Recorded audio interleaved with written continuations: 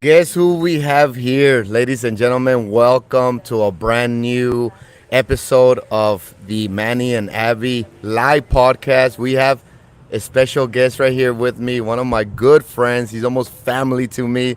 And as you can read from the title, 10 plus years in boot camp, being a boot camp member, being part of my program for a long time. And we have a lot to talk about with each other and share with you. Hopefully you enjoy the podcast. If you ever have a comment, question, or concern, make sure you leave it in the chat. Let us know how you're doing in the comment section. The first 15 minutes, we're going to be doing a meet and greet. Get prepared, get ready, get settled in, have our waters, have our coffees, and we're going to get into it. We have 4 categories. We have fitness, kids, business, and current events. We're going to be covering all those 4 categories on this podcast. So feel free to interact with us. Any question, if you agree, leave it in the comment section. If you disagree, leave it in the comment section. Introduce yourself. Hi, I'm Trent Benedetti. What an honor and privilege to be here on Manny and Abby's broadcast. So Manny's here today, but Abby's got kid duties today, so she's I'm the substitute. So yeah, 14 years ago. This is starting year 14 for my involvement with Manny's fitness program. So yeah, there's definitely 10 plus. Yeah, 10 plus. Yeah, and man, we have so many stories together, and and it's been keeping us mentally and physically in shape. It's I'll tell you what, I'm getting close to 70. I'm going to be honest with you guys, but it's 14 years ago. I was a lot younger in this thing, and it's kept me alive, literally. This whole fitness thing is Manny started. And we're gonna get into the details. Oh boy. We're gonna get into the details on how Trent got started and all that, and where he's at now, what's his goals, all that. You're gonna be the one on the pedestal right now. Okay, we're gonna be receiving you. We want to know who you are. What you've done, what you're doing, what you're all about, what's your future looking like, all that. We like to share a lot of that, being 100% honest here, unbiased, real, raw here. Okay, so make sure we keep it that way from the beginning to the end. So we're gonna give others the opportunity to get online right now, get on this podcast, and then we're gonna be going into the first category, which is fitness. Okay, fitness. Yeah. And not yet though. We're gonna go ahead and give it a couple of more minutes. Let us know how you're doing in the comments section. Let us know how you're doing, and we're gonna begin. So get ready, get your questions ready. You're not gonna eat nothing, Trent? You still fasting? I'm still fasting. I'll be eating after the fasting. I'm on a 16-8 fast. 16-8. Yeah, 16-8. Explain to them a little bit what the 16-8 is. Are we still live? Yeah, we're live. 16-8. So, yeah. So fasting is just really just a way to eat your food within certain hours a day, and let your body rest and recuperate and digest other certain hours of the day. And you listen to these experts on intermittent fasting. They all say, well, it's just you can do a 12-12. That means you can eat all your food in a 12-hour window and rest during the other 12. You can gradually work your way up to eating less.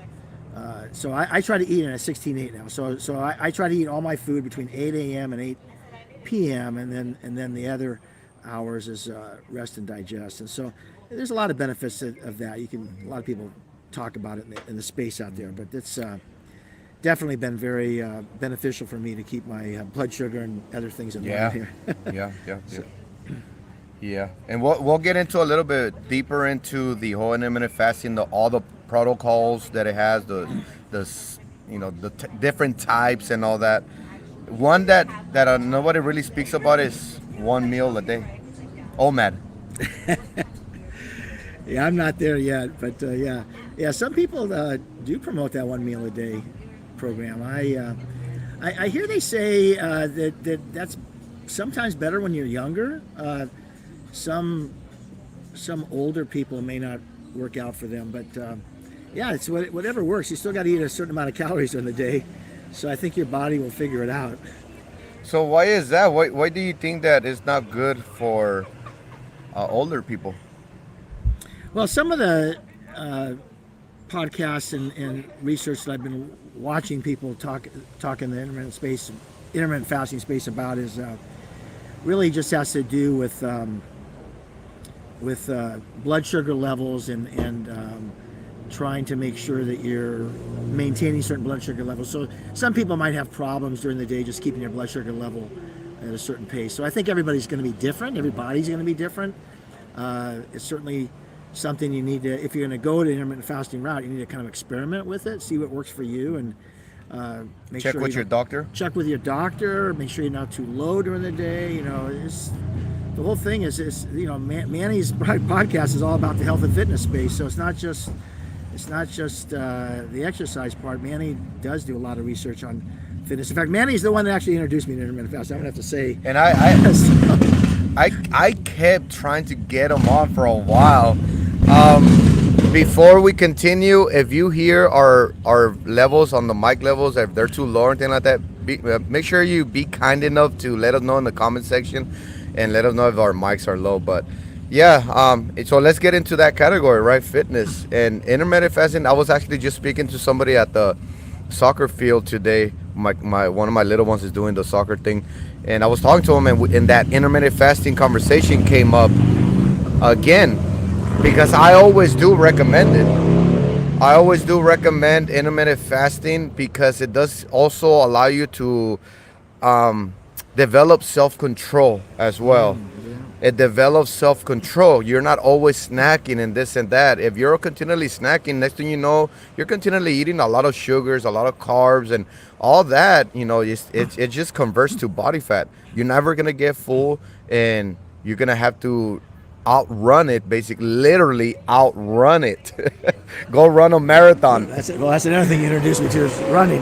You'll let this truck go by here. But, so the first thing that I think Manny was teaching our fitness group, is that the intermittent fasting is a way to help you regulate calories. I mean, more than anything, if you're trying to lose weight, you're going to have a calorie deficit, and we can talk about that too. But so you're able to better control and watch your calories, so you're not overeating and snacking, like you said. But I think that the other health benefits, the other physiological things that happen in your body besides regulating calories, are just an unbelievable benefits. Yeah, it's like way more than it does. There's a list, an entire list exactly. of benefits that you get from the intermittent fasting. As for me, I work out better. My first meal is always at 2 p.m. and I get so much done. You probably have noticed a lot of social media, a lot of videos, a lot of podcasts, a lot of motivational videos, a lot of training. I'm training, I'm doing this, I'm taking care of business, and because of that, intermittent fasting, I'm not digesting. Once you start digesting, then the blood goes to the digesting instead of the brain and the muscles and distributing the oxygen through the cardiovascular system, so on and so on. So there's many benefits to intermittent fasting. Yeah, I think if you just Google it, you'll find a bunch of lists, like the top 12 benefits or the top 10 benefits, and there's just an unbelievable amount of things going on inside your body. Here's the question: do you think everybody should be doing intermittent fasting? Well, I think our body is designed to not eat 24/7. I mean, obviously we all. I mean, if you think of the term breakfast, it's breaking your fast. I mean, you've got a certain period of time you stopped eating the night before, and your body has to rest and recover. And so the night sleep, the night rest, you're already fasting. So I think everybody's doing some form of it. Yeah. Whether you want to use that term or not, there's a certain time in your body where you're not eating. Your body cannot eat 24/7. Yeah. We're not meant for that. No. We're not meant for that, because before we used to hunt and gather. Not until we did that we got to eat, unless you store up. But it was so hard to store up. We didn't have fridge, right? We didn't have a fridge or something like that can keep the food fresh for a very long time. You ate when you killed it. Yeah, and that was it. And you didn't have a refrigerator, so you better go. Unless you make some beef jerky. That's true. You would have to find salt. I don't know how many cavemen did beef jerky. Yeah. But it's like Yeah. So Yeah, intermittent fasting is always an interesting topic, and I've been speaking about it for years now, and it's still there because that's how good it is. I think everybody should be. I think everybody should be doing intermittent fasting. There's some people that I have recommended it to, and they're like, no, it's not for me. It's like, you might not think that now, but I think you will reap the benefits if you do. So I do believe everybody should be fasting, and that way you give your digestive system a break here and there as well. If you're continually snack out, here's what messed everybody up. Back like 10 years ago, it was in the fitness community where people were saying if you continually eat, you keep your metabolism going and you burn more body fat because you're eating more often. Basically, like they were saying, if you eat throughout the day, your metabolism works double supposedly. Yeah, I think I bought that system. What a waste of money that was. Supposedly to keep your metabolism going in. I think that's what killed the benefits of intermittent fasting. And that got a lot of people dangerously overweight. Overweight and related to overweight is inflammation in your cells, and inflammation is one of the big causes of diseases, and related to that is too much blood sugar in your cells, and related to that is type 2 diabetes. If you don't have type 1 diabetes, and if you're overeating, you're going to end up with type 2 diabetes. I've got so many friends that are just sad story. Yeah, we all do. Also, let's share a little bit about your life. You mentioned earlier that your father was a coach in high school. Was it a football coach or what was it? Yeah, so my dad was, he grew up down in the LA area, and he... what part of LA? He actually went to San Pedro High School. Both of my grandparents came from Italy, and they were both worked at the docks. They all worked at the docks in LA. My dad broke the mold. He decided to become a high school teacher. So but he loved sports, and he actually went into teaching and coaching because he loved sports. He wanted to be around the kids, and so I grew up in that environment, and actually I just ended up only liking playing the sport. So I never liked the warm up. I never liked to go into the gym. I never liked just jogging or working out. I wanted to go play sports where you're competitive, where you're. In fact, that's one of the things that attracts me to your boot camp program is you make it competitive. You make it. Oh, okay. It's not like just showing up. You got 10 reps of this, 15 reps of that. No, you make it competitive. Yeah.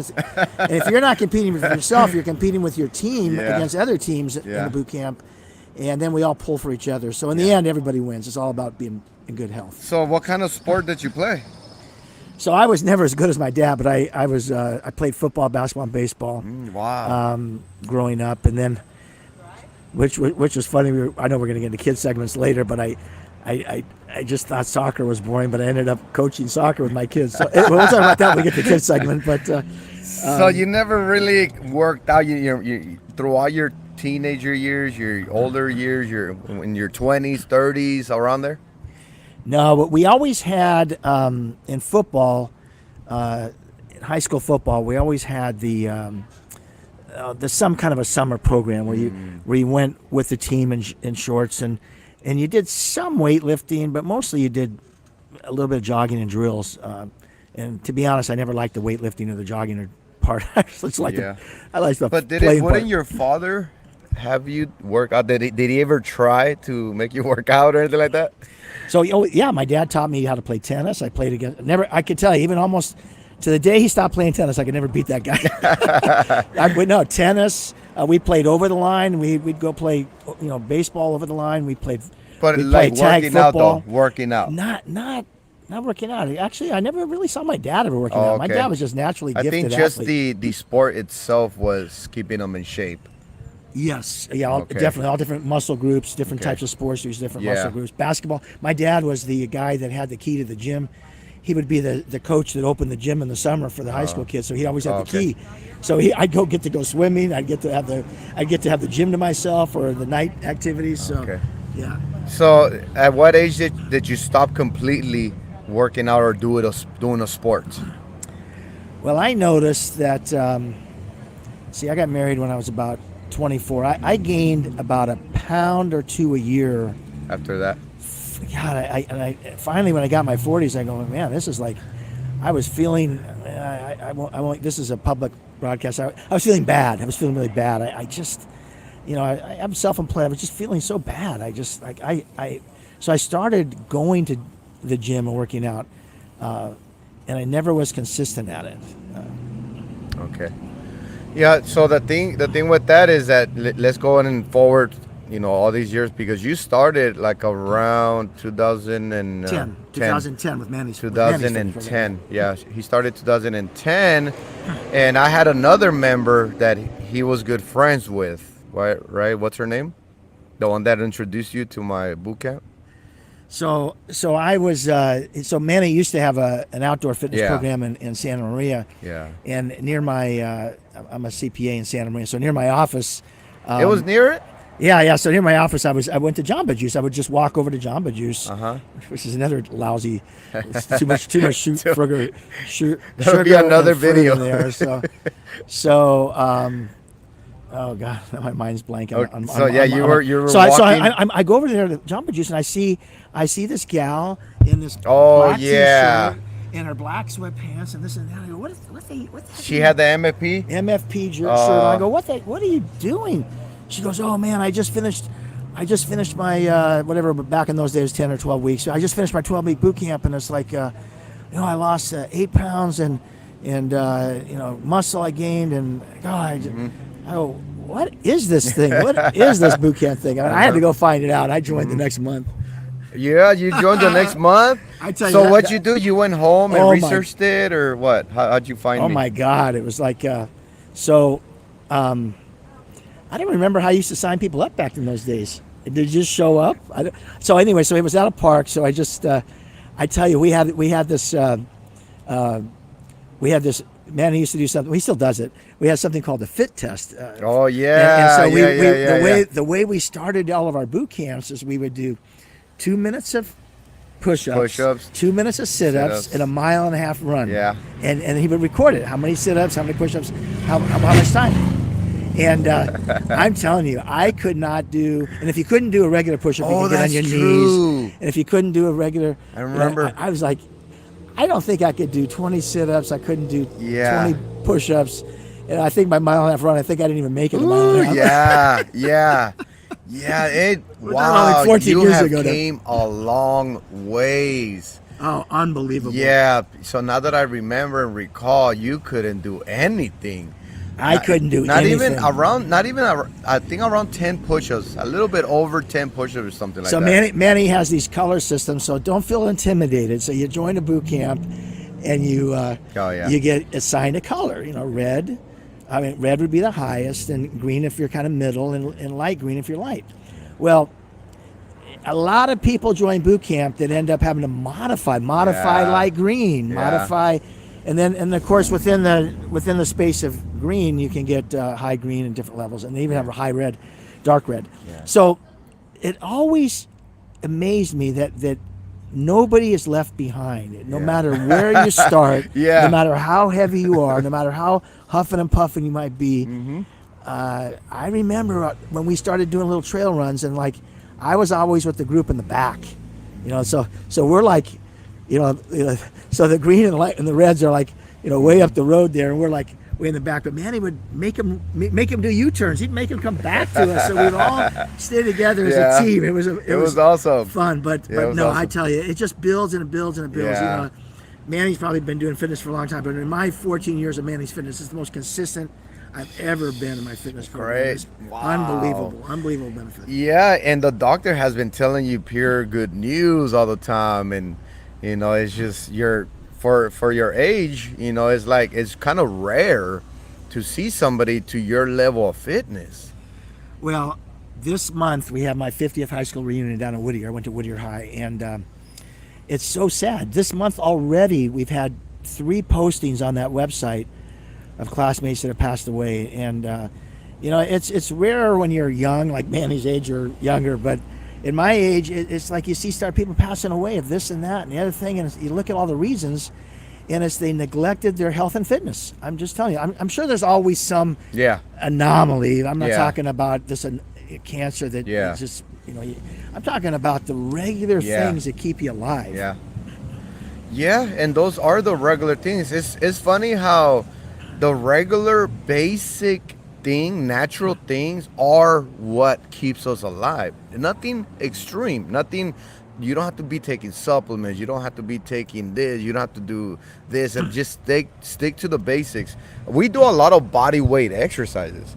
When I first started a boot camp, for the first few years, I only used calisthenics, aerobics, and aerobics. That was it. Well, what can you do at a park? It's all body weight exercise, unless you find a bench At the somewhere park- to do some some exercise against it. At the park, we ended up taking some sandbags here and there later on and stuff like that.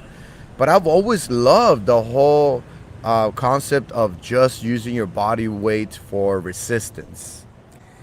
Yeah, and so now you're starting to get into the meat of what. And Now. another thing you used to always say that I finally had to do some research on. You say your muscle is like the army. It's like the army of your body, and and you start learning about.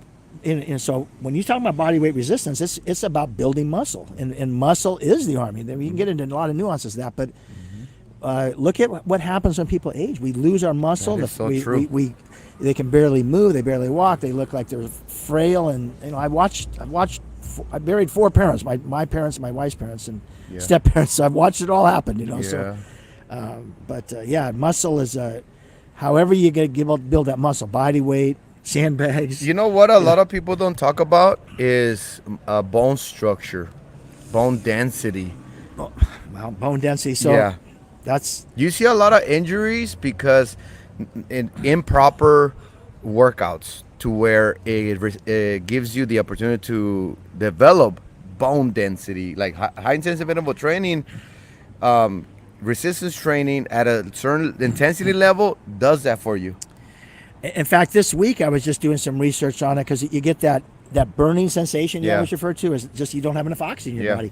Well, what makes oxygen? Well, oxygen is carried in your hemoglobin. Where does hemoglobin? It comes from your bone marrow. Your bone marrow is where the oxygen gets in your bloodstream. Wow.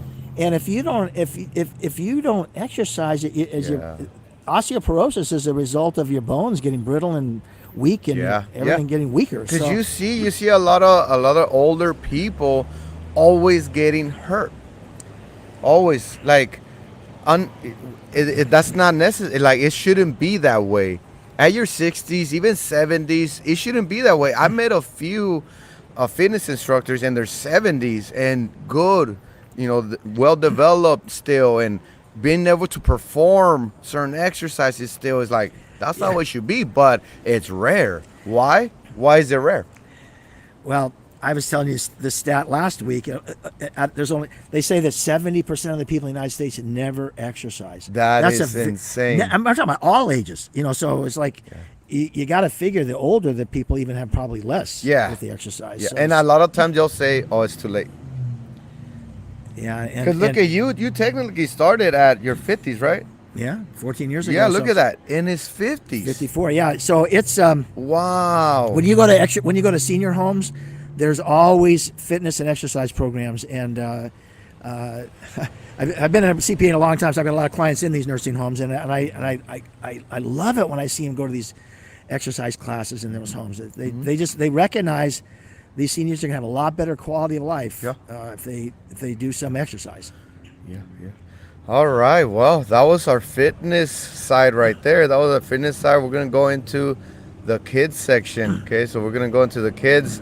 Grandkids, to be more specific as well. I can do both. And as for me, you guys, if you are new here on the podcast, I do have twin guys. There will be 19 in a couple of months. Twin guys and a 6-year-old little guy as well. And Trent, my friend over 19. Here, you have 2. Yeah, they'll be 19. I have 4 kids. Yeah, because remember, he's been with me around 14 years. My kids are going to be 19. So when he joined, they were 5 years old. Right now, those guys are dark red. I remember when they were. Boot camp. I was talking. Was it Migo or Rigo? I was talking to Milo or Rigo. I remember when they were about 8, and they started working out with us on the adult boot camp, and it was like, we'd want those kids on our team because we were we were always competing against each other. Everybody was fighting for them. And they're both pretty competitive. They're both pretty balanced. They do have a little bit of a strong point here and there, but they're almost, they're twins. Well, So, and your third child, who's going to be 6 now? Yeah, he's 6 already. He's 6 Ezekiel? right now. He'll be 7 in June. He stands no chance when he's at boot camp. Yeah. After boot camp, he comes out into the gym and he starts getting on the equipment and stuff. And Yeah. He's always out he's there already too. ready. So you have a son and a daughter, right? So I have 2 sons and 2 Oh, daughters. 2 sons. I haven't met your other son, huh? Yeah, Only met one. You only met one. Yeah. Uh, And I met your daughter. My before. son. Well, you met that son because he was in the Marines, so Yeah. I wanted to make sure that you met him. Yeah. So, and my youngest son delivers for the post office in Spokane. Michael. I haven't met him, right? You've never met Michael. No. Where's he at? Spokane now. Oh, Spokane. He got to the post office up there. Oh, and, okay. And then my younger daughter, you never met her. The older 2 you had in boot camp for about a day. Oh, okay. or a couple of days. Anyways, I think I brought him just as guests a couple Yeah. times.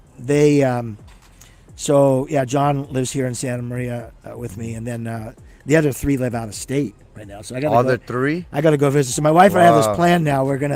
We visit with each family 2 times during the year, so I can see because I have 9 grandkids, but 5 of them live out of state. So I got to travel to Nashville, Montana, and Spokane, Washington to go visit them now. So. Wow.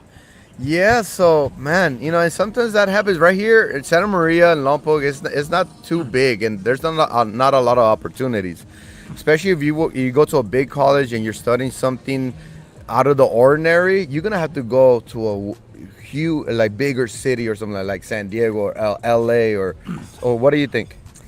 Yeah, so it's interesting. My son that still lives here, he tried to do that experiment in LA after he got his degree. He was looking for jobs down there, and he came back. So luckily he lives here, and he's a city engineer for local city here. So he did go to the Cal Poly promoter here, but he came back. The other 3 kids, they just actually they were looking for an opportunity.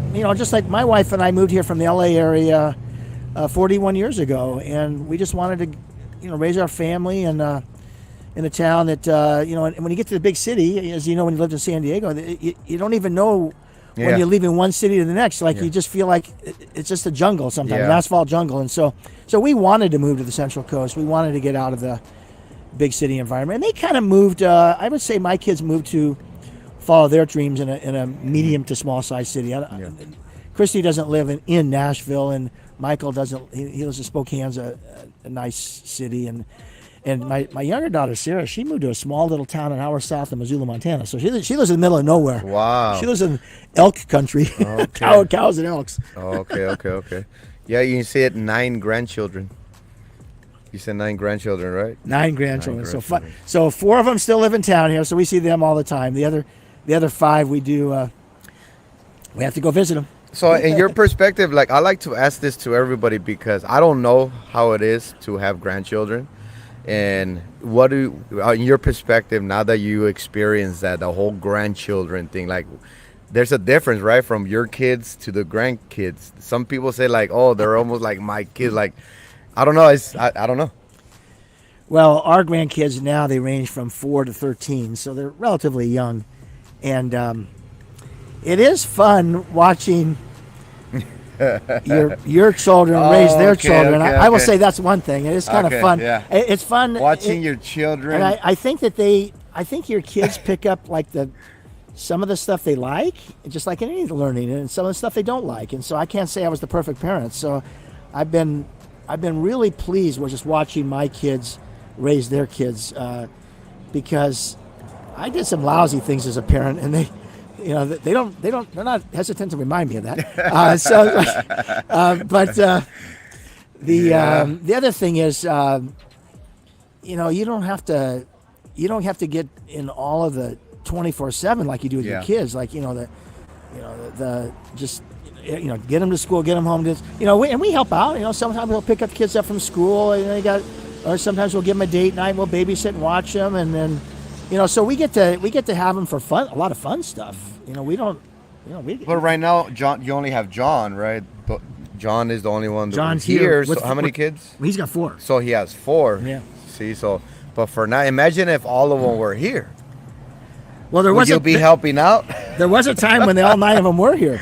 Yeah. Okay. And even my youngest daughter, before they all moved out of the area, she lived in Paso. So they were all here locally, and Okay. so my Facebook page actually has 7 of them, I think, on there, and I think my 2 daughter-in-laws were pregnant with 2 of them. So I think all 9 of them are somehow in that picture. Wow. Yeah. That's interesting that it's an enjoyment to watch your kids be the parents now, because you raise your kids like Right. it's like me. Later on, God willing, I'm able to watch me and Rodrigo be fathers. Yep. Yeah, you'll be. And they'll be like, see, I told you, remember what I was telling you? Told you it's hard. It's not easy raising a family. Yeah, no. It's not easy, but it's the way God made us to do it. I mean, you go back to the Bible. It says, "Yeah, the husband and wife will be one, and be fruitful and multiply." So there you go. And then the next thing you know, one of the brothers kills the other brother. But God never mentioned how hard it was gonna be. It is. Well, he kinda. just said go multiply, Kinda. and that's it. He Wait, did warn. This is hard. He did warn them after they ate of the fruit that they're going to have problems in life. Yeah. He did warn them. Yeah. So yeah, that's that's the thing with kids, and it's I think parenting is underestimated by the majority of us. Of all of us, even myself. When I had my first kids, you don't know. You can do as much reading as you want, research, and until you get in and it becomes reality, you notice how difficult it is. And nobody on here better tell me, oh, it was easy. Is it? No. Yeah, no. No. Well, it's also one of the stressors in marriage, raising Yeah. a family, because the husband will have one way he wants to raise the kids, and the wife will say this, and Yeah. and women are a little more nurturing, men are a little more discipline oriented, Yeah. and so you have this conflict Yeah. even within your spouse and you about how you're going to raise them, and then they have their arguments with each other. I'm sure the boys weren't saints. Yeah. Just like my kids weren't saints with each other, so then they're having conflicts with each other, and how do you negotiate those conflicts? And so it's just part of the human experience that it's not gonna be easy. Yeah. Interesting though, looking back, I will say this, and you haven't experienced it yet, but when your kids are all launched and you're out of the family, and then you're alone, it's like, and except for visiting, your husband and wife, there's a lot of very close bonding you can get with your spouse.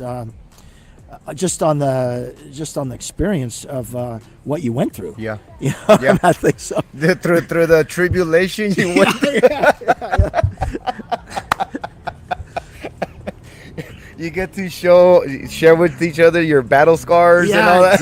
Exactly. Remember when this happens? And then we have the stories and we watching our kids doing their stuff. And he says, "Yeah, I think remember when your son was in 4th grade and that happened?" And it's How did we manage to go through that? Like, wow.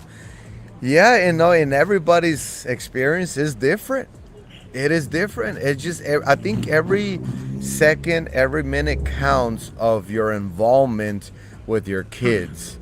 And just because you're involved doesn't mean it's positive either, because if you're involved, you have to make sure you know what you're doing as well, because if you're involved and you're over here showing, for example, drinking too much or smoking too much, or bad habits like that, they're gonna pick up on it. The bad example is you can see it happen in generation to generation. It's rare when you can break that generational thing.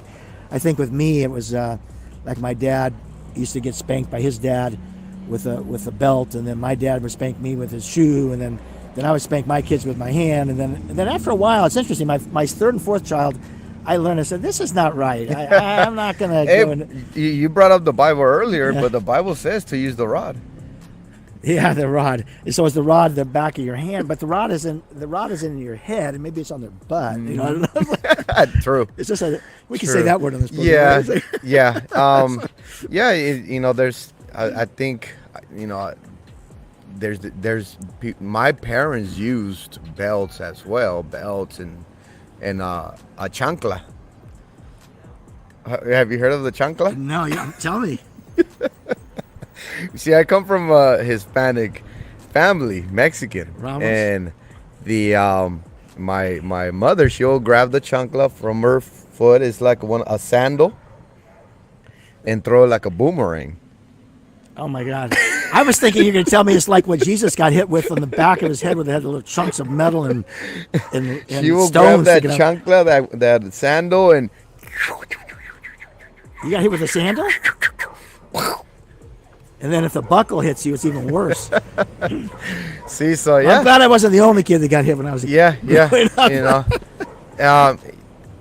yeah, it's gonna be different. It's gonna be different. I think we can all get better though. I think. Do you think it's gone better or worse? Because I don't think now parents don't actually discipline them enough. Maybe we need to bring back the. I think there needs to be a the little hand bit of to the that butt. rod. In fact, they're doing studies now. Boys definitely need a little swat in the butt every now and then. Girls, not so much. That's true. They're different. Yeah, But they mature faster. boys Take Boys- forever. Oh, girls? No, boys take Oh, forever boys. to Yeah, mature. yeah. Boys Girls, need to- little girls. I seen little girls like even speaking to them. How old are you? 14? No, 8. Yeah. I'm like, what? And you're speaking like this, like fluently, and you understand what's going on. Yeah. You're over there cooking, and Yeah, they got that whole nurturing, mothering instinct. Yeah. It's built this, the DNA. It's built into Yeah. the DNA. Yeah. and that's the thing with guys, with guys, with raising boys, is they don't mature till way later. Did you get Well, the yeah, experience? that's true. Socially, they don't mature. Physically, they don't mature as quickly as girls. Oh, true. Socially, they don't mature as girls. Mentally, they don't mature as quick as girls. So all everything- of those things come into play in the way they're acting, the way your kids are acting, and yeah, I mean, that's what I'm saying. From a grandparent's perspective, I'm so nice to be past that Yeah, age. yeah, It's just yeah. to watch my kids at the age where they're now trying to figure out how to pass that on to their kids. So, Yeah. because out of our 9 grandchildren, we have well, it started off, the first 6 were 3 boys and 3 girls. Then we ended up with boy. So we have 6 boys and 3 girls in that group. So Let me know if you want to lean back. I can always put it. Yeah, Oh. yeah. There you go. yeah. So that's the deal with the whole kids thing, and me and Abby always like to talk about that here on the podcast because there's always something new to learn. There's always something new to learn, or even it's fun hearing other people's experiences and their philosophy behind that and their perspective behind that, their knowledge, their wisdom, so on and so on. Because somebody can be listening to this and they're getting ready to have their first kids or something like that, and this can guide you. Give you understanding, give you wisdom, or something, so you can at least have some. Again, it's not gonna be. Yeah, how should I say it? Like, you're still gonna go through tribulation. Yeah. Well, I think in today's day and age, this podcast is an example of that. Learning is so much better now. You have so many opportunities to learn, and as we were talking earlier, sometimes you have to use your own mental, mind and reasoning to figure out if you're learning garbage or something truth. But knowing how to filter, huh? Learn how to filter. But I think if you have an attitude that you're always going to be a lifelong learner, that's really served me a long ways. I'm never going to learn it all, and I'm always open to hearing what other people have to say. I think that's a good axiom, and whether we're parents or grandparents or just in life in general. Okay, so we made it to our third segment, ladies and gentlemen. Third segment, we go into the business or just regular occupation. Sometimes some of us are business owners, self-employed, and some of us have an occupation, right? An occupation is a 9 to 5 or something like that. I think that you see it in school a lot. Not everybody's cut out for college. Not everybody's cut out for this or that. I think we're society. The reason we're different than the animal kingdom is because we all have different talents and abilities, and we all come together to make everybody's life better. I mean, look around us here, just what everybody's done and what everybody does. I mean, product and service, huh? Products and services, entertainment, and it's just everything in life. We all have these skill sets, and I think if you're one of the things that I think young men and women have the hardest thing to figure out is what is it that they're made to be? What is it they're made to do? What are they good at? What do they feel? What do they feel like at the end of the day? Guys, I feel so good that I did that. I feel so good that I'm able to give back to the society these skills that I have, and I can actually make a living doing that. So sometimes the skills are really good hobbies. I have a client that she got a master's in music. She could play Mozart, and she was unbelievable, but she couldn't make a living being a piano teacher or tuning pianos. So she's just finishing up being a doctor right now. And why couldn't she? Well, she probably could make an okay living at it. I mean, I know people that make a living at being music teachers and stuff. I mean, especially if you're going to the education. But if you're just in the private industry, it's hard to pay the bills on that. It's a good hobby. I have some clients that there's nothing even wrong with a second job while you're getting through paying your bills and your mortgages and debts and things. But she, her dad was a doctor, and her sister was a doctor. Two of her sisters are doctors, and so she finally realized that she loves music, and she'll never stop playing it. It gives her passion and joy. But she's now going to follow in the footsteps of her family and just have a great profession. Do you think that's smart to do? Because she's doing it mainly because it pays more, and it's just something that her family tradition has been doing ever since. Do you think that's smart to do? Because she's not doing it because it's what she loves. That's interesting. I'll have that right now. She's in the University of San Francisco. She's talking about moving back down here to start her practice, and when she gets back, I'll have these conversations with her. That's an interesting point you bring up. So I've got a lot of clients that I've known over the years that have tried to follow in their parents' footsteps, and it's not what they were made out to be. Yeah. And so, again, back to the hard thing, finding out what you love and what you're made for. I don't think any of us can point out to the first job we had as the one we stayed in. It's so hard. It's so hard. It's very hard to make what, like, let's say you find what it, like, look at me, for an example, for me. I ended up doing this as a hobby. You know, when I first started the whole boot camp thing, it was actually just a hobby. And then it evolved into a business. And that's because I put effort into it, and I was not expecting to make a living out of it. I was like, oh, that's gonna be hard in order for me to, you know. Well, you're self-employed like I am, so you went through the phase of figuring it out at the beginning. Like it was hard. How do I attract my customers for my services? How do I attract? How do I get the word out? How do I keep track of my records and my books? Can I make a living out of this? Is there enough money that I can pay the because I can't have my wife be the only breadwinner in the family. So I mean, and nowadays it's almost impossible to find a family where both spouses don't have to do some work. I mean, maybe you take some time off for maternity leave, but actually, I started your boot camp the year after you did. You started in 2009, and it's just been a blessing for me as an accountant. I see a lot of small businesses. That's my clients. So it's just been a blessing for me to watch you and the way you've developed this, and your teammates, your wife, Abby. You and Abby have done remarkable in all phases of the business. Whether it's attracting the customers, whether it's putting on the program, the actual service you do, whether it's keeping track of the books and records, whether it's just all phases of the business. It's just been amazing watching you guys, and that in itself is not easy. I mean, it's not called vacation; it's called work. I think for a reason. It is. and the thing with that is that I was also a trainer. You know, I was also like my own employee, basically, because there's the business side, and then there's the training side. So I was doing both. You know. Yeah. That's the hardest thing about a small business entrepreneur, is that you have to wear all the hats. Yeah. You may be better at one of them, but almost every client I ever meet, from the smartest doctor and attorney or whatever, they always say, like, I hate doing the books, I hate doing taxes, I hate doing this.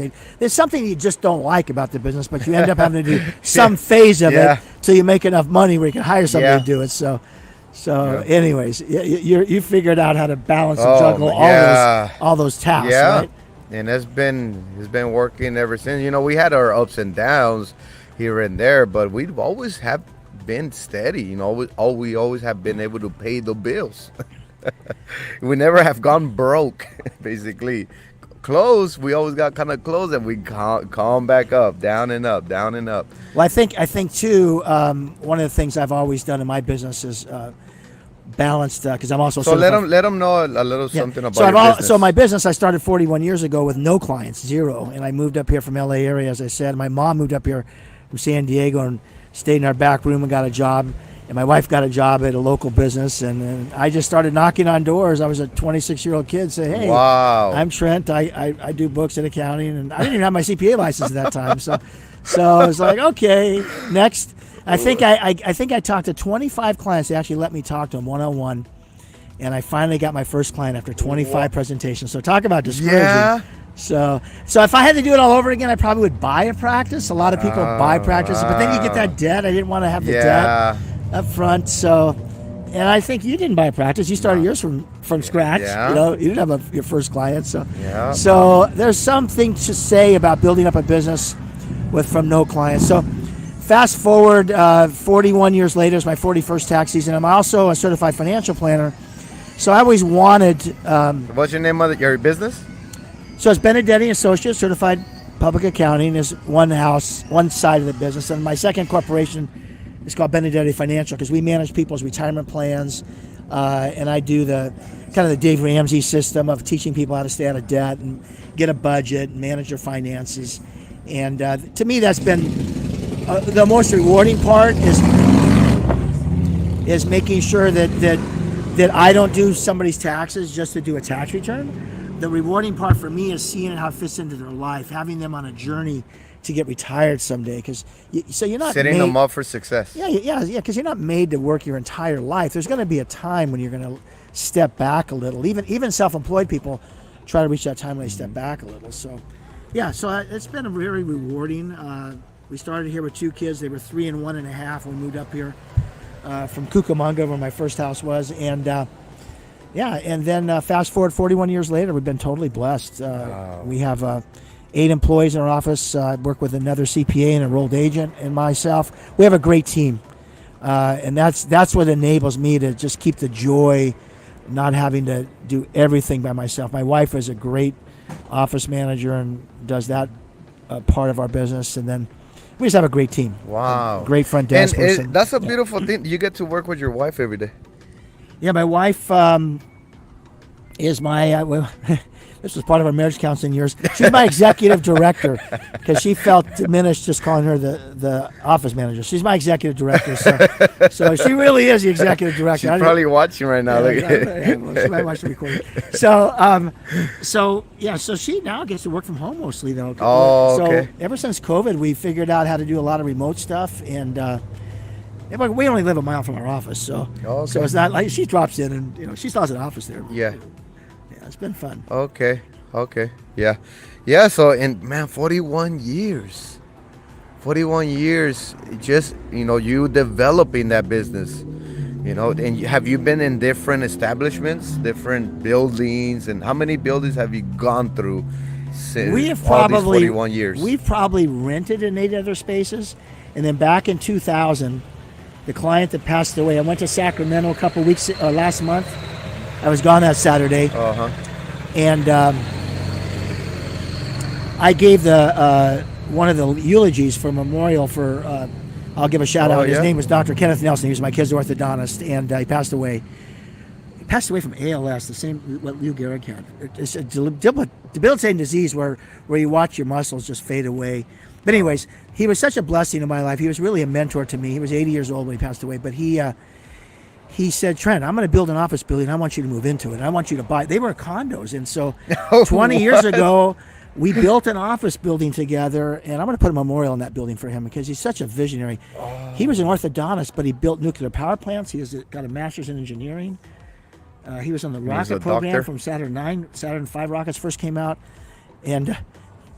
but anyways, he was just a very good inspiration to me. If you can find a mentor in your business world, it's just great to have that. And anyway, so we have our own office suite in our condo in our building that we own. Okay. And it's so that'll be the last office we have. But we rented probably 6 or 7 times. Wow. moving all the time. Yeah. You've always been in Santa Maria? The whole time. Oh, Yeah. wow. Always in Santa Maria. Wow. Yeah, that's you established there, and you probably know a lot of people. So I got involved in Network. the business community. I'm a past president of the Chamber of Commerce. Okay, there you go. I was a planning commissioner for 15 years on the city planning commission. I'm now the chairman of the sales tax commission. We have a 1 cent sales tax measure in Santa Maria. I'm the chairman of that committee. So yeah, I've always stayed. I wanted to move to a town where you can get involved. I always felt that it's going to be more fun, and you get involved through Boy Scouts and Girl Scouts and Little League, and so all of that too, all the kids' activities, just like you guys are now. You're doing soccer for Ezekiel, and you're gonna, getting involved in the community. To me, it just makes it more fun. Yeah, a lot of times it's hard to get involved, especially when you're still growing the business. Like as for me right now, I have so much going on right now, especially the whole rebranding thing and all those changes, and I'm still developing the best gym and boot camp possible. I'm still working on it. Still not the best yet. Well, I think that you do the right thing. You try things, you experiment, just like I've done. I've experimented with a lot of different things that weren't as focused as they are today. Yeah. I can look back on 41 years and say, hey, that was bad. I shouldn't have done that. Yeah. That was good. But I tell you what, if you never take a risk, you never get anywhere. The success comes from learning about failures, learning about what doesn't work, and making it better. And just watching you in the last 14 years, I can say that you've made it. I thought you were going to burn out, actually, when I was watching you go to like a boot camp in Solvang and San Ynez, a boot camp in Santa Barbara, boot camps here, boot camp Santa Maria. I go, I don't know how that's not going to sustain itself. Yeah. But what it did, it planted the seeds and foundation for where you're at in this boot camp. How many years in this facility now? Just 5 in this facility? 5, yeah.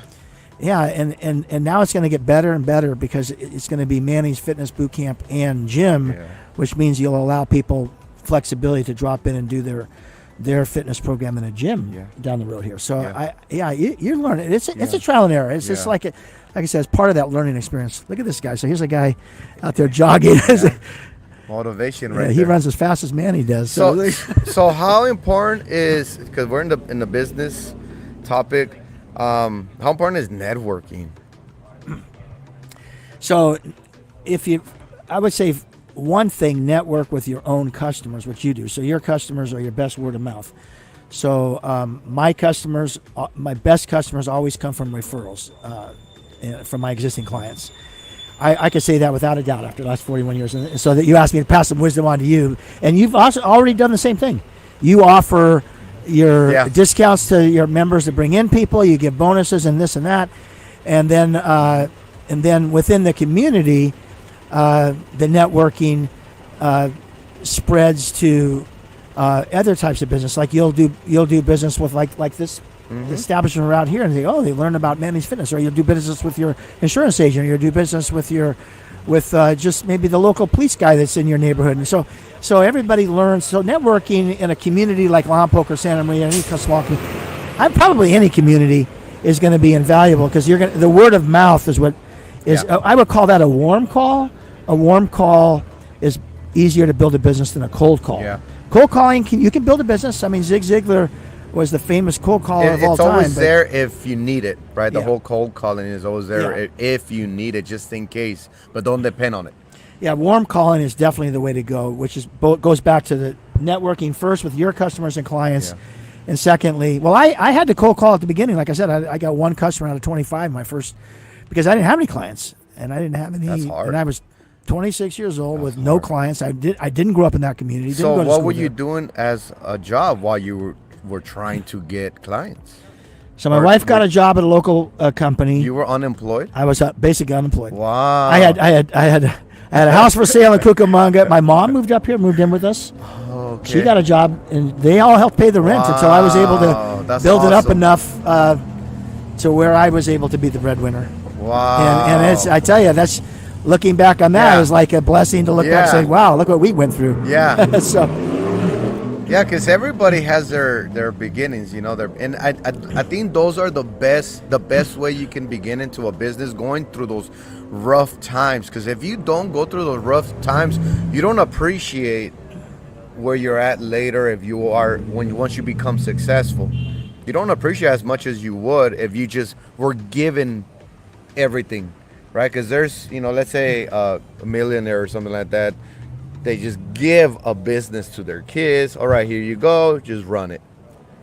Yeah, more often than not, business world and in life, you see if the kids are given the golden spoon and that's all they have, they fail. I mean, look, you just see it in suicide rates and everything. Yeah. It's just it's if you don't learn to appreciate the hard work that it took to get where you're at, and it doesn't mean you can't give your business on to your children. They could do hard work. Yeah. They can get there too. Like one of my 4 kids works with me in the business, Christy, and she works her tail off. And they can now take the challenge on working hard to make it even better, or expanding it. There's always room for expansion, right? But it's funny what my daughter tells me. She says, "Dad, what I learned the most from you and Mom was your work ethic."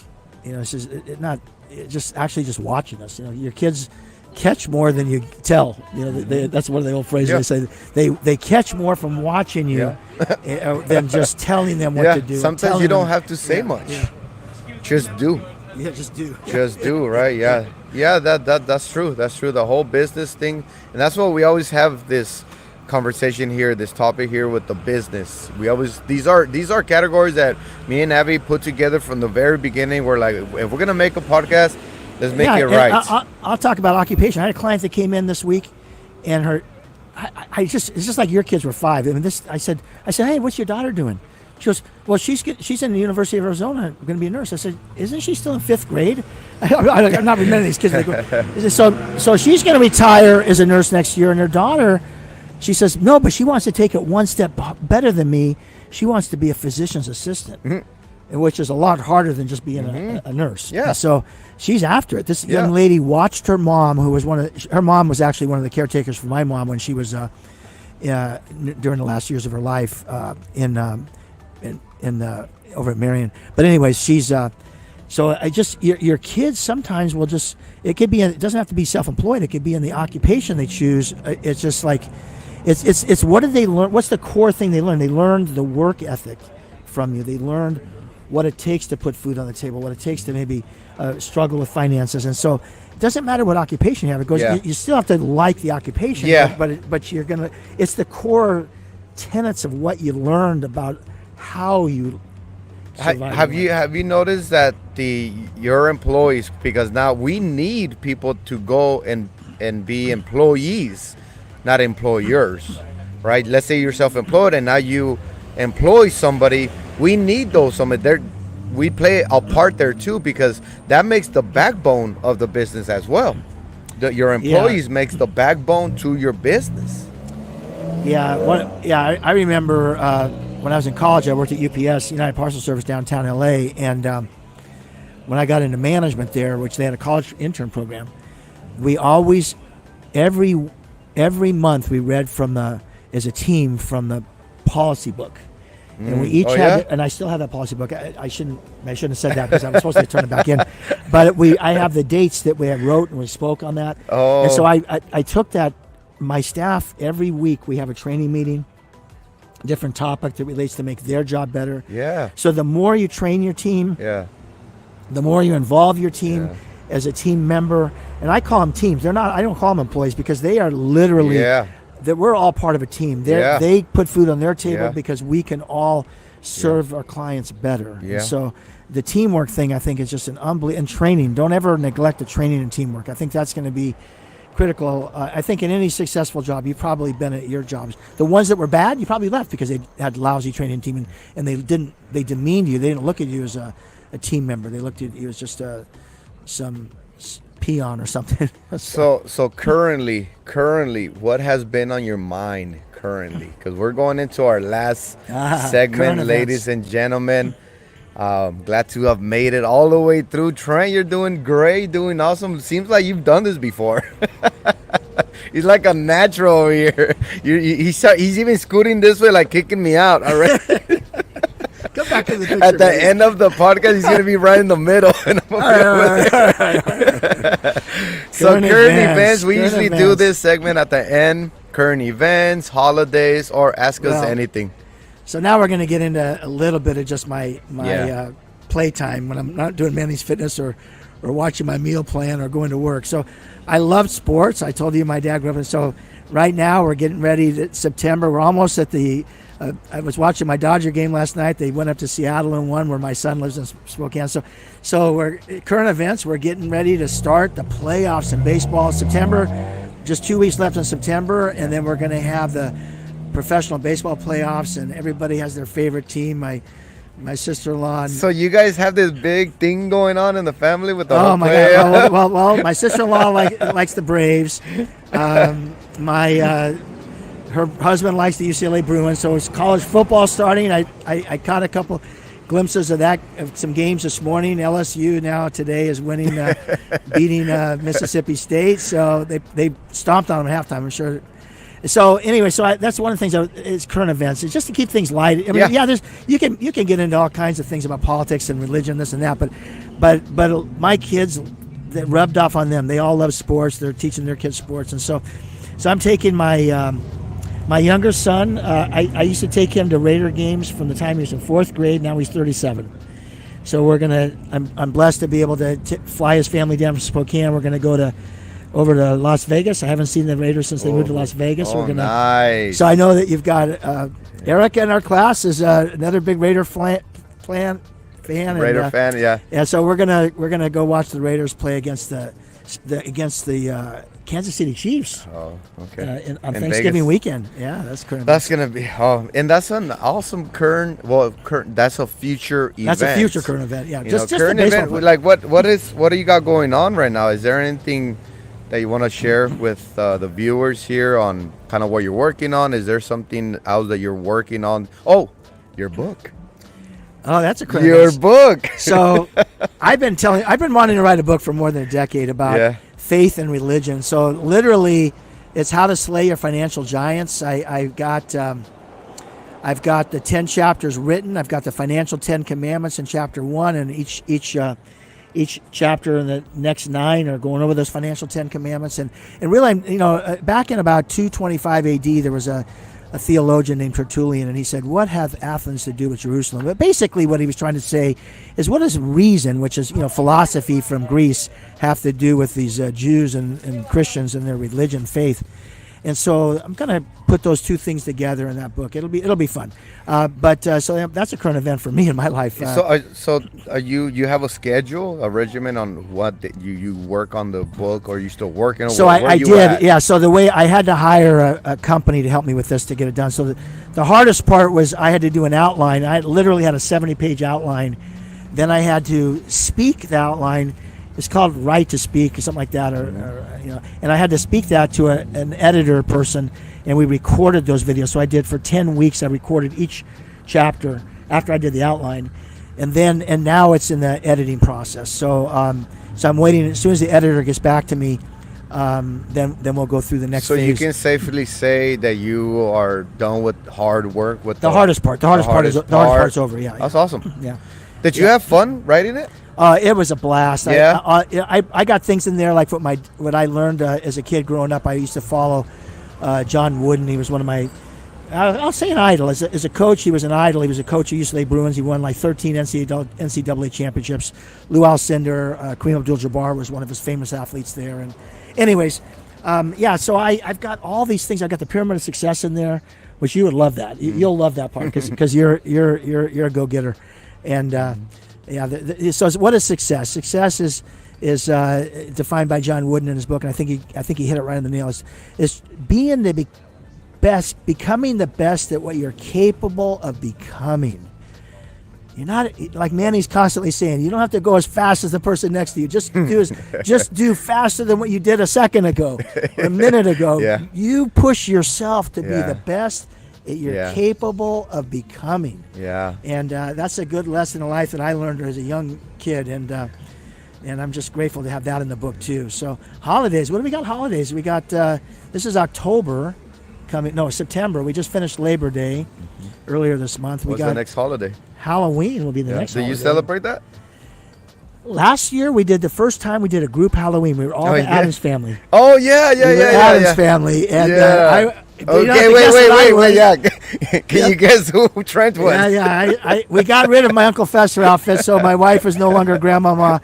So this year we're just going to let the kids dress up and come over. But we like to take the kids over to the, we got a few kids at Pacific Christian. We'll take them over to their events. They have something called Trunk or Treat.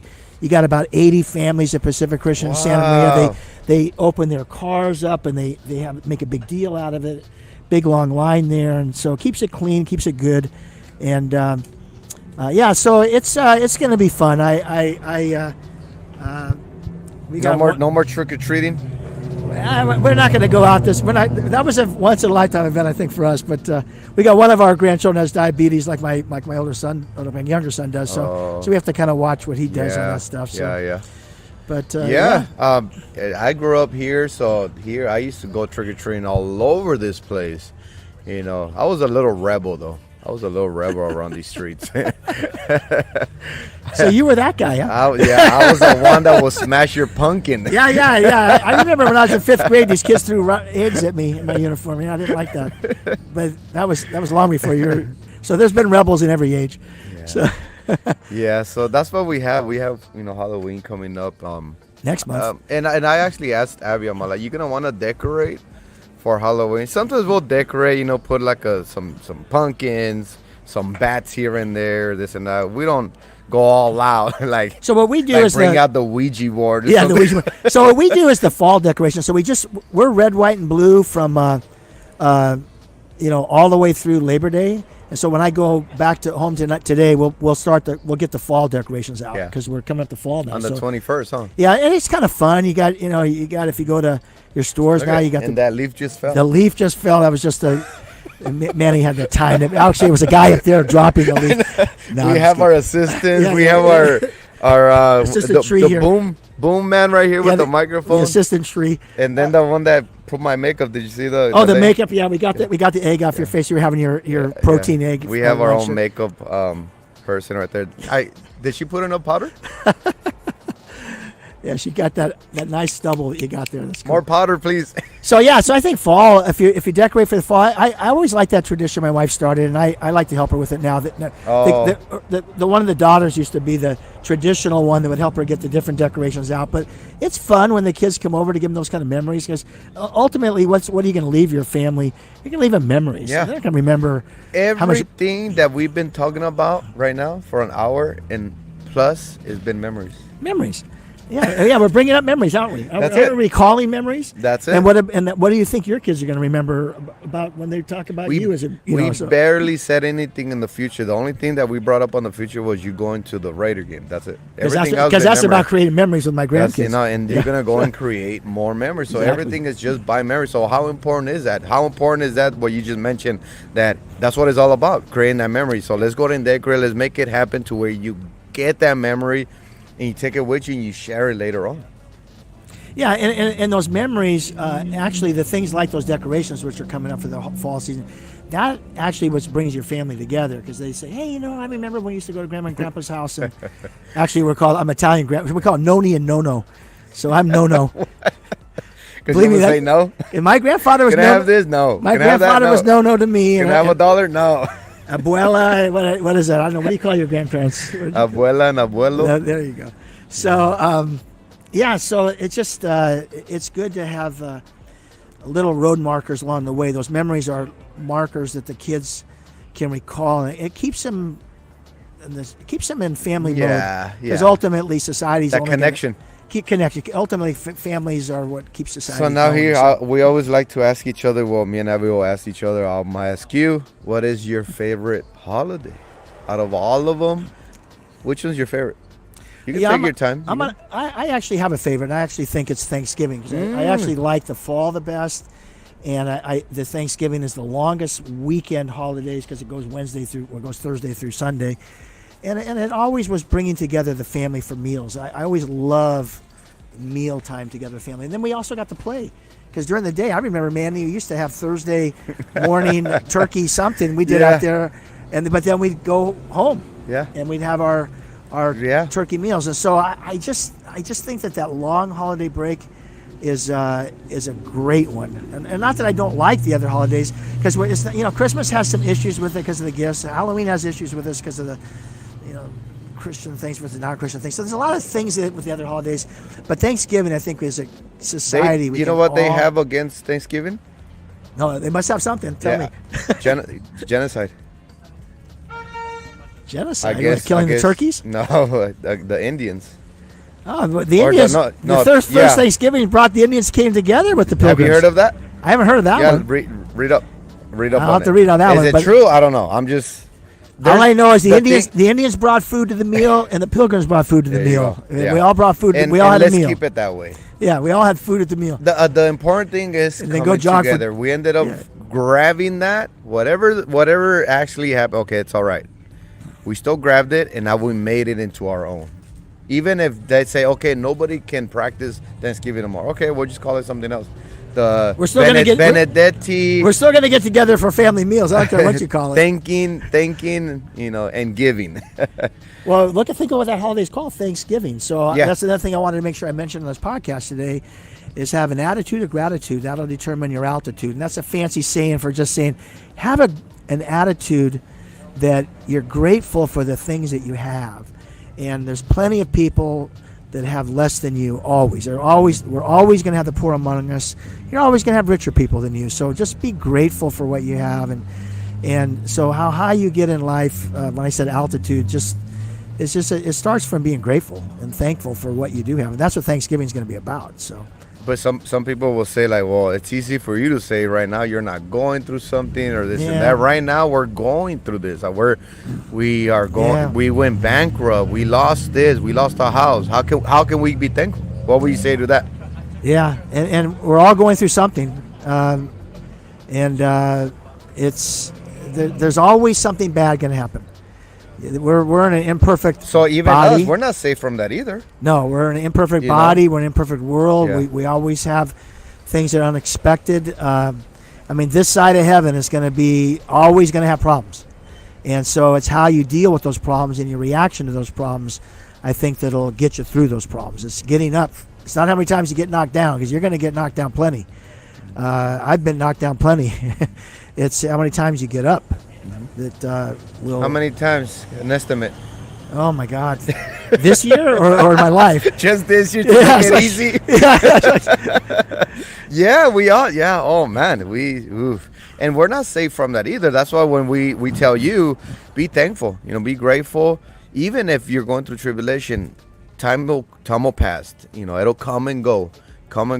Trials, tribulations, they come and go.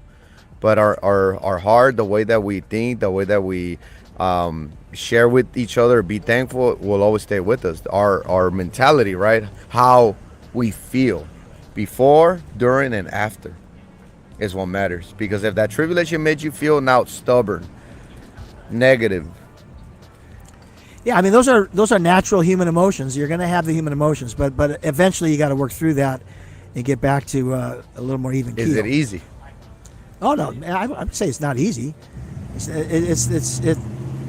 Tribulations forge a person. It's like they make you into a better person. Really, I think. It's not how many times you get knocked down. It's your attitude and getting back up into the game. So the game of life is it's going to end for all of us. We're going to all expire and stop breathing someday. So you just got to keep after it while you've got it. Nobody's safe from that. Nope. Nobody's safe from that. So the last 5 minutes, we usually, anything else that you want to add to this podcast? This is going down in the books, permanent. Love it. I'm just forever. I'm grateful I had an opportunity. It just opened up today because Ezekiel had his first soccer game, so Mom had some other duties there, and we had to, I think, reschedule this time. So you came at the right time, because I was just gonna cancel it. Well, I'm glad you didn't. I'm glad you approached me. You offered. See, that's you can say serendipity, but you can also say it's meant to be. Yeah, so because this video, it was meant to be, because I think somebody's gonna listen to this, watch this, and from there, it's gonna make their life hopefully better. We can all learn from each other. You know, hopefully better. And from here, people become successful because of what somebody said. I've became successful because of what somebody said. Exactly. Me too. I shared with I shared with you some of my mentors growing up in business life, and we all have that. We all need that. Yeah, and you know, a lot of these things, they are meant to be. So, anything you want to tell your future self? I'll tell my future self exactly what I told one of the boot campers this morning, that I hope I'm still doing this when I'm 90. So I said Manny will be whatever Manny is, but I think Jack LaLanne, one of the first fitness gurus that was on TV, he was in his 90s. The guy still looked fit and healthy and has muscles about him. So we're all going to die, but it's the quality of life in that last decade of your life that matters. So I'm still going to be at boot camp when I'm 90 is my words to my future self. So we'll look back on this video then. So save this video. We'll see what. And the thing with you, Trent, like me and Abby, a lot of times you get brought up because, man, your resilience, like your performance, like, is amazing. It's amazing. Like us, you know what? You know, you're like that much older than us, and you're there. You're there. A lot of the members mention you. Like, they always say, like, man, I can't believe, like, amazing.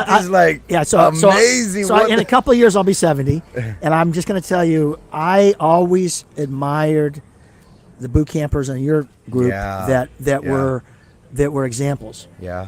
That pushed through, that did it, and so I think that if I can just give something back to these people, start, because I've watched a lot of people come and start. You watch, people, it's just like in any business. So just watching them now struggle through the hard breathing or whatever, their sore injury or whatever, and just working through that. If I can be an example to that person, then that's great, because it's you got to keep doing this through your life. You got to recover from your injuries the best you can.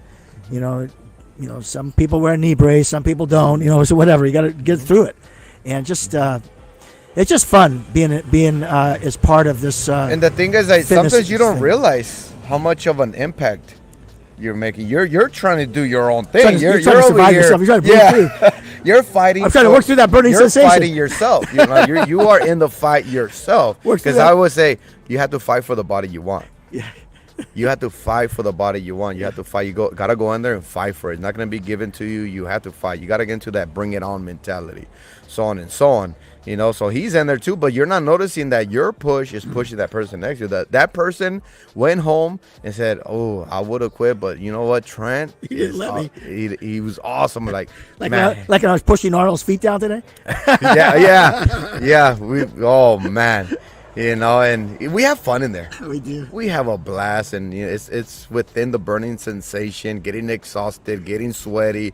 We even have fun when you make us do the sanctions. Oh man, that will be a whole video for that. Imagine that will take us an hour to share our Manny's favorite comment. Well, we got to get the work in somehow. We got to get the work out in somehow. Yeah. Okay. Outside. When things don't go, like when nobody's listening to commands, procedures, instructions. Like, let's step outside.